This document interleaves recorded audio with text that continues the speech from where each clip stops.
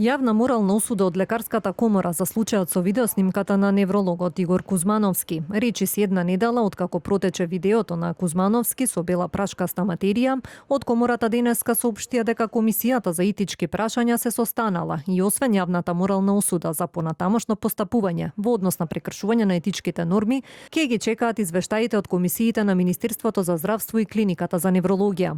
Во однос на истечената лиценца на докторот и барањето за продолжување на истата пак, дополнително ќе се одлучува.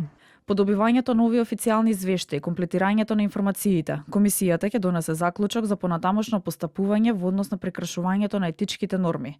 Доктор Кузмановски понатаму останува без активна лиценца за вршење докторска дејност.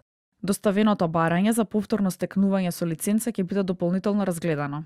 Кузмановски вчера беше парично казнет од здравствениот инспекторат со 500 евра, бидејќи во онредниот надзор утврдил дека како здравствен работник работел без важечка лиценца од март па се до неговото назначување на директорската позиција на клиниката за неврологија во август годинава. Од Министерството за здравство потврдија дека реализираните прегледи на сега веќе поранешниот директор се предмет на понатамошна постапка на посебно формирана комисија која врши надзор врз неговата работа. Кузмановски по објавата на видеото јавно се извини нарекувајќи постапката момент на слабост.